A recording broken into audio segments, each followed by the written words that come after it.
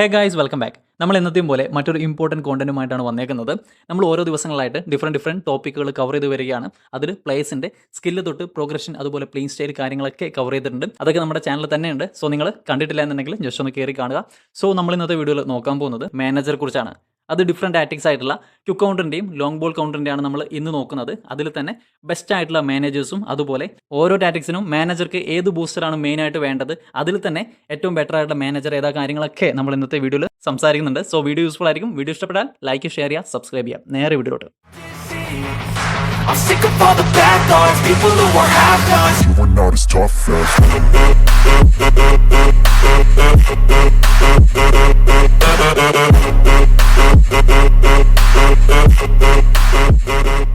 So guys, നമുക്ക് ആദ്യം തന്നെ ക്യുക്ക് കൗണ്ടറിനെ കുറിച്ച് നോക്കാം. അതിൽ 4 മാനേജറെ കുറിച്ചാണ് ഞാൻ മെയിനായിട്ട് നോക്കുന്നത്. അതിൽ 2 എന്ന് പറയുന്നത് ഈ പറയുന്ന സാബിയും സ്റ്റോച്ച്കോവിക്കുമാണ്. അത് രണ്ടും നമുക്ക് ഇപ്പോൾ കറൻ്റ്ലി നമുക്ക് എടുക്കാൻ സാധിക്കില്ല. ആരൊക്കെയാണ് ആ ഒരു പാക്ക് വന്നപ്പോൾ എടുത്തത്, അവർക്ക് മാത്രമേ ആ ഒരു മാനേജർ ഇപ്പോൾ ലഭിക്കുകയുള്ളൂ. പിന്നെയുള്ള 2 മാനേജർ എന്ന് പറയുമ്പോൾ ഇപ്പോൾ കറൻ്റായിട്ട് റണ്ണാവുന്ന പാക്കിൽ ഉള്ളതാണ്. നമുക്ക് ജസ്റ്റ് ഒന്ന് നോക്കാം. പാക്സ് എടുക്കുകയാണെങ്കിൽ അതിൽ നമുക്ക് കാണാം ഈ പറയുന്ന റൂബൺ ആമോർ എന്ന് പറയുന്ന ഒരു മാനേജർ ഇപ്പോൾ റീസെൻ്റ് വന്നേക്കുന്നതാണ്. 1500 കോയിൻ കൊടുത്താൽ ഡബിൾ ബൂസ്റ്റർ മാനേജറാണ് കിട്ടുക. പിന്നെ ഉള്ളത് ലാംബാർഡ് എന്ന് പറയുന്ന ഒരു മാനേജറാണ്, സിംഗിൾ ബൂസ്റ്ററാണ്. അതുകൊണ്ട് തന്നെ 500 നമുക്ക് പിക്ക് ചെയ്യാൻ പറ്റും. സോ ക്യുക്ക് കൗണ്ടർ ടാക്ടിക്സിന്റെ പ്രത്യേകത നോക്കുകയാണെങ്കിൽ ക്യുക്കായിട്ട് കൗണ്ടർ അറ്റാക്കും കാര്യങ്ങളൊക്കെ എടുക്കുന്ന ഒരു ടാക്ടിക്സ് ആണ്. ഡിഫൻസ് ലൈനും കാര്യങ്ങളൊക്കെ ഹൈ ആയിട്ട് കിടക്കുന്ന ഒരു ടാക്ടിക്സ് ആണ്. ഓപ്പോണന്റെ കയ്യിൽ നിന്നും ബോൾ ഇന്റർസെപ്റ്റ് ചെയ്താൽ ഉടനെ തന്നെ കൗണ്ടറും കാര്യങ്ങളൊക്കെ എടുക്കാൻ എല്ലാ പ്ലേസും ഒരുപോലെ മൂവ്മെന്റ് എടുക്കുന്ന ഒരു ടാക്ടിക്സ് തന്നെയാണ്. അതിൽ തന്നെ നമ്മുടെ ഒരു പ്ലെയറിന്റെ കയ്യിൽ ബോൾ ഉണ്ടെന്നുണ്ടെങ്കിൽ അടുത്തായിട്ട് എല്ലാ പ്ലേസും തൊട്ടടുത്തായിട്ട് കിട്ടുന്ന ഒരു പ്ലേയിങ് സ്റ്റൈൽ കൂടിയാണ് ഈ പറയുന്ന ക്യുക്ക് കൗണ്ടർ എന്ന് പറയുന്നത്. ഇതിൽ നമുക്ക് മെയിനായിട്ട് വരുന്ന ഒരു മാനേജറാണ് സാബി. ഞാനിപ്പോൾ മെയിനായിട്ട് യൂസ് ചെയ്യുന്നതും ഈ ഒരു മാനേജറെ തന്നെയാണ്.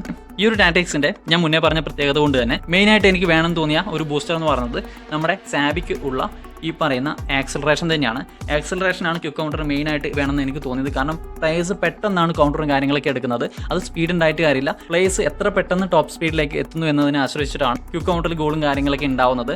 സോ അതുകൊണ്ട് തന്നെ ആക്സലറേഷൻ എന്ന് പറയുന്നത് വൺ ഓഫ് ദ ബെസ്റ്റ് ബൂസ്റ്ററാണ് ഈ പറയുന്ന ക്യുക്ക് കൗണ്ടർ. അതുപോലെ തന്നെ ഞാൻ ഇന്ന് സെലക്ട് ചെയ്തേക്കുന്ന ഭൂരിഭാഗം മാനേജറും 88 പ്രൊവിഷൻസി കിട്ടുന്ന മാനേജറാണ്. ഇപ്പോൾ വരുന്ന എല്ലാ മാനേജർക്കും 88 തന്നെയാണ്. നിങ്ങൾ മാക്സിമം 88 പ്രൊവിഷൻസി ഉള്ള മാനേജറെ തന്നെ പിക്ക് ചെയ്യാൻ ശ്രമിക്കുക.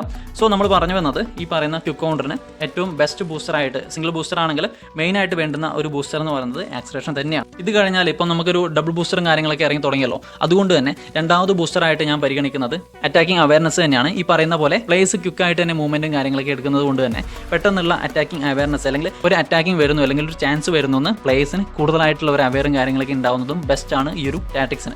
സോ ഈ 2 ബൂസ്റ്ററാണ് ഞാൻ റെക്കമെൻഡ് ചെയ്യുന്നത്. നമുക്ക് സാബിൻ്റെ കേസിൽ ഞാൻ പറഞ്ഞു ഈ പറയുന്ന ഞാൻ ഇതിൽ പറഞ്ഞ ഒരു മെയിൻ ആയിട്ടുള്ള ബൂസ്റ്റർ ഇതിലുണ്ട്. അതുകൊണ്ട് തന്നെയാണ് എൻ്റെ മെയിൻ സ്കോറിൽ സാബി ഇന്നും നിലനിൽക്കുന്നത്. നമുക്ക് രണ്ടാമത്തെ ഒരു മാനേജർ നോക്കിക്കഴിഞ്ഞാൽ സ്റ്റോച്ച്കോവിക്കാണ്. സ്റ്റോച്ച്കോവിക്കിന് ഈ പറയുന്ന പോലെ 88 തന്നെ പ്രൊവിഷൻസ് കിട്ടുന്നുണ്ട്. അതിൽ പുള്ളിക്ക് വരുന്ന ഈ പറയുന്ന ബൂസ്റ്റർ എന്ന് പറയുന്നത് കിക്കിംഗ് പവറിലാണ്. ഞാൻ ഒരിക്കലും റെക്കമെൻഡ് ചെയ്യുന്നില്ല കിക്കിംഗ് പവർ നമുക്ക് ക്യുക്ക് കൗണ്ടറിന് വേണമെന്നുള്ളത്. അതുകൊണ്ട് തന്നെ ഈ 2 മാനേജറിൽ ബെസ്റ്റ് സാബി തന്നെയാണ്.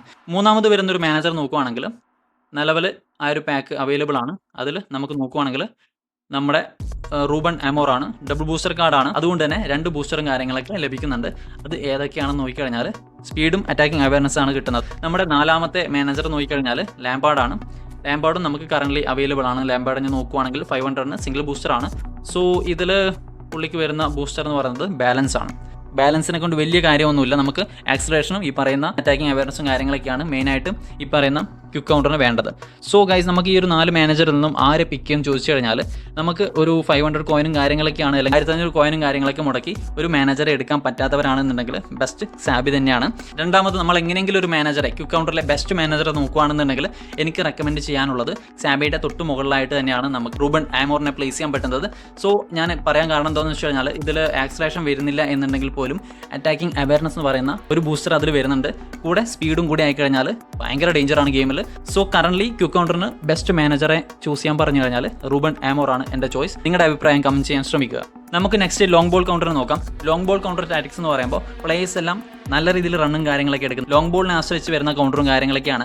അതുകൊണ്ട് തന്നെ ത്രൂ പാസിങ്ങും അതുപോലെ ലോഫ്റ്റർ പാസും കാര്യങ്ങളൊക്കെയാണ് മെയിനായിട്ട് ഈ ഒരു ടാറ്റിക്സിൽ വരുന്നത്. അറ്റാക്കിങ് കാര്യങ്ങളൊക്കെ ഉണ്ടാവുന്നത് ലോങ് ആയിട്ടുള്ള പാസിങ്ങിലൂടെയാണ്. പ്ലേയേഴ്സ് അടുത്തൊന്നും ഉണ്ടാവത്തില്ല. പ്ലേയേഴ്സ് നല്ല രീതിയിൽ റണ്ണും കാര്യങ്ങളൊക്കെ എടുക്കുന്നതായിട്ട് നിങ്ങൾക്ക് കാണാം. ആ ഒരു പ്ലെയറിനെ കൃത്യമായിട്ട് നിങ്ങൾക്ക് ത്രൂ ബോളും കാര്യങ്ങളൊക്കെ കൊടുക്കാൻ സാധിച്ചു കഴിഞ്ഞാൽ കൃത്യമായ ഗോളും കാര്യങ്ങളൊക്കെ നല്ല രീതിയിൽ സ്കോർ ചെയ്യാൻ പറ്റുന്ന ഒരു ടാറ്റിക്സ് ആണ്. അതുപോലെ ഡിഫൻസ് ലൈനും കാര്യങ്ങളൊന്നും ക്യുക്ക് കൗണ്ടറിനെ അപേക്ഷിച്ചിട്ട് മുകളിലോട്ടല്ല താഴോട്ട് നല്ല രീതിയിൽ ബാലൻസ്ഡ് ആയിട്ടുള്ള അറ്റാക്കിങ്ങും അതുപോലെ ഡിഫൻസും കിട്ടുന്ന ഒരു ടാറ്റിക്സ് തന്നെയാണ് ഈ പറയുന്ന ലോങ് ബോൾ കൗണ്ടർ. ഇതിൽ മെയിനായിട്ട് എനിക്ക് വേണം തോന്നിയേക്കുന്ന ബൂസ്റ്റർ നോക്കുവാണെങ്കിൽ സ്പീഡും അതുപോലെ പാസിംഗും തന്നെയാണ്. അത് എന്താണെന്ന് വെച്ച് കഴിഞ്ഞാൽ ക്വിക്ക് കൗണ്ടർ ഞാൻ ആക്സലറേഷനാണ് പറഞ്ഞെങ്കിൽ ലോങ് ബോളിൽ മെയിനായിട്ട് സ്പീഡാണ് വേണ്ടത് എന്നാണ് എനിക്ക് തോന്നിയേക്കുന്നത്. കാരണം ക്വിക്ക് കൗണ്ടറിൽ പെട്ടെന്നുള്ള ആക്സലറേഷൻ അല്ലെങ്കിൽ പെട്ടെന്നുള്ള മൂവ്മെൻറ്റും കാര്യങ്ങളൊക്കെയാണ് നമുക്ക് വേണ്ടത്. പക്ഷെങ്കിൽ ലോങ് ബോളിൽ ഒരു ലോങ് ത്രൂവും കാര്യങ്ങളൊക്കെ ഇട്ടാൽ നമുക്ക് ഡിഫൻസിനെ ബീറ്റ് ചെയ്ത് ആ ഒരു ബോളും കാര്യങ്ങളൊക്കെ എടുത്ത് പോകണമെന്നുണ്ടെങ്കിൽ നമുക്ക് ലോങ് റണ്ണിൽ സ്പീഡ് തന്നെയാണ് വേണ്ടത്. നമുക്ക് പെട്ടെന്ന് ആ ഒരു ടോപ്പ് സ്പീഡ് എടുത്തിട്ട് കാര്യമില്ല. ടോപ്പ് സ്പീഡ് കൂടിയാൽ മാത്രമേ നമുക്ക് കാര്യമുള്ളൂ. നല്ല റണ്ണും കാര്യങ്ങളൊക്കെ പതിയെ പതിയെ കിട്ടണം, അല്ലെങ്കിൽ ബീറ്റ് ചെയ്തിട്ട് ആ ഒരു ഗോൾ സ്കോർ ചെയ്യാൻ സാധിക്കണം എന്നുണ്ടെങ്കിൽ നമുക്ക് സ്പീഡാണ് വേണ്ടത് എന്നുള്ളതാണ്.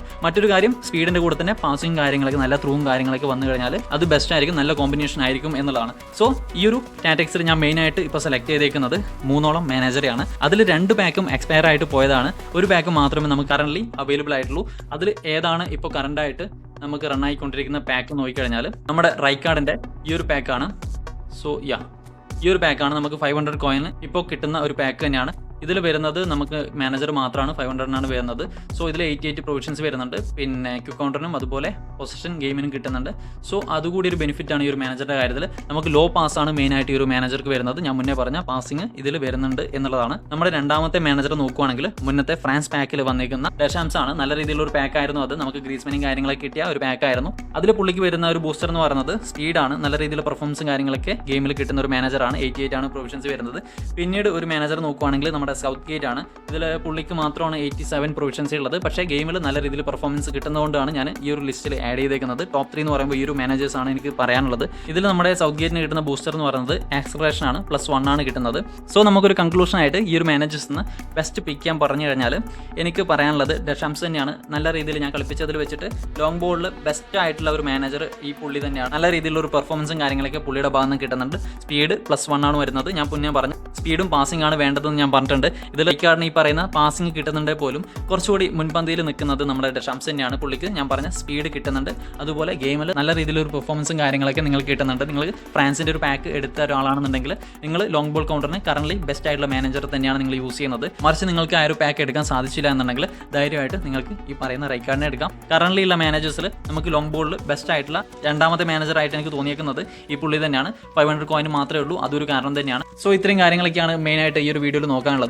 ക്വിക്ക് കൗണ്ടറിൻ്റെയും അതുപോലെ ലോങ് ബോൾ കൗണ്ടറിൻ്റെയും ബെസ്റ്റ് ആയിട്ടുള്ള മാനേജേഴ്സിനും അതുപോലെ എങ്ങനെ ആ ഒരു മാനേജർ സെലക്ട് ചെയ്യണം എന്നുള്ള കാര്യങ്ങളൊക്കെ പറഞ്ഞു കഴിഞ്ഞു. ഞാൻ മുന്നേ പറഞ്ഞതാണ്. നമ്മുടെ വീഡിയോസിൻ്റെ പ്രത്യേകത നോക്കിക്കഴിഞ്ഞാൽ ഞാനൊരു കാര്യം നിങ്ങളെ അടിച്ചേൽപ്പിക്കുകയല്ല, ഇന്ന മാനേജറാണ് ബെസ്റ്റ്, അല്ലെങ്കിൽ ഈ ഒരു ടാറ്റിക്സ് ആണ് ബെസ്റ്റ്, അല്ലെങ്കിൽ ഈ ഒരു ഫോർമേഷനാണ് ബെസ്റ്റ്, അങ്ങനെ ഞാൻ ഒരിക്കലും പറയാറില്ല. മറിച്ച് നിങ്ങളെ ഈ ഒരു കാര്യങ്ങളൊക്കെ മനസ്സിലാക്കി എങ്ങനെ ബെസ്റ്റ് പിക്ക് ചെയ്യാൻ പറ്റും, നിങ്ങളെ ആ ഒരു കാര്യം പിക്ക് ചെയ്യാൻ നിങ്ങളെ പ്രാപ്തമാക്കുന്ന രീതിയിലാണ് ഞാൻ എൻ്റെ കോണ്ടന്റും കാര്യങ്ങളൊക്കെ ഡിസൈൻ ചെയ്തിരിക്കുന്നത്.